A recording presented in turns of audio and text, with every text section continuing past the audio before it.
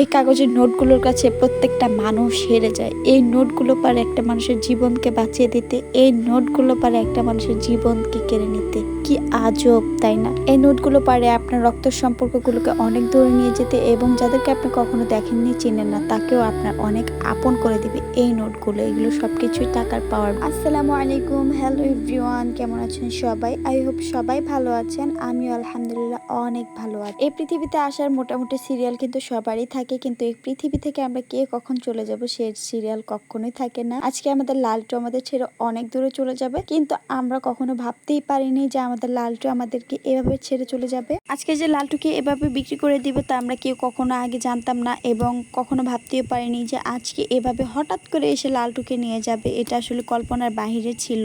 আমার শাশুড়ি মা এই ছাগলগুলোকে পালে, কিন্তু আজকে আমার শাশুড়ি আম্মু বাসায় নেই। আমার কাছে খারাপ লাগতেছে এই জন্য যে আমার শাশুড়ি মা এই ছাগলগুলো পালে কিন্তু মা বাসায় নেই, এই তার অনুপস্থিতিতে ছাগলটাকে নিয়ে যাওয়া হচ্ছে। এটাই আমার কাছে একটু কষ্ট লাগতেছে, কিন্তু কিচ্ছু করার নাই। ছাগল যেহেতু পালে বিক্রি তো করতেই হবে। যে ছাগল কিনতে এসেছিল সে হচ্ছে আমার বড় ভাসুর লাগে, হচ্ছে আমার ফুফো শাশুড়ির ছেলে।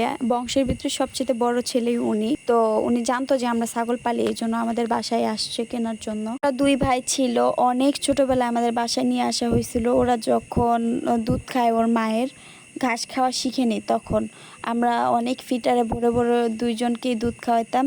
কিন্তু একটা খাসি মারা গেছে, আর এই খাসিটাই আর কি জীবিত ছিল, আর ওই এত বড় হয়েছে আজকে, ওকেও আমরা বিক্রি করে দিলাম। লালটু কোনোভাবেই আমাদের বাসা থেকে যেতে চাচ্ছিল না। ও হয়তো বা আজকে সারা রাত অনেক কান্না করবে, কিন্তু টাকার কাছে ওর তো এই ভালোবাসার কোনো মূল্য নেই বলেন। তো নিয়ে যাওয়ার পরে দেখেন আমার বোন কত মন খারাপ করেছে, ওর মনটা খুবই খারাপ। সে সময় আমার নানি শাশুড়ি আমাকে কতগুলো কাঁঠাল দিয়ে দিছে, তো আমার কাছে তো খুশি লাগতেছে, কাঁঠাল পাইলাম, টাকা পাইলাম, আর কি লাগে। আমার বাচ্চারাও খুশি, যেহেতু মানে আমার ভাসুর আসছিল আমাদের বাসায়, ওদের জন্য অনেকগুলো মজা নিয়ে এসেছে, ওরাও খুশি। তো আর কি লাগে বলেন? টাকার কাছে কোনো কিছুর ভ্যালু আছে নাকি? টাকাই তো সবকিছু। পৃথিবীর সমস্ত কিছু টাকার কাছে, টাকা ছাড়া তো কোনো মূল্য নাই। সবাইকে আমি একটাই সাজেস্ট করবো, সবাই বেশি বেশি করে ছাগল পালেন, বুঝছেন? ছাগল পাললে অনেক লাভ। এই যে কতগুলো টাকা পাই গেলাম, এটাই তো লাভ।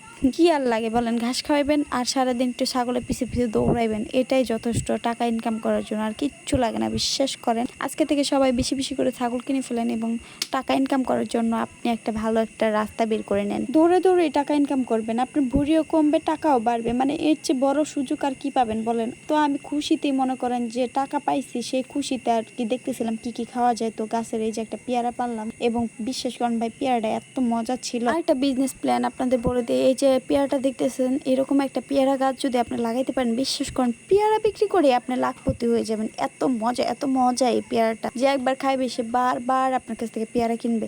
কিন্তু দুঃখজনক আমাদের কাছে পেয়ারাগুলো খাওয়ার আগেই মনে করেন যে বাদুড়ে খেয়ে নেয়, এজন্য আর ভাগেই পায় না। তো আল্লাহ হাফেজ, ভালো থাকবেন সবাই, টাটা।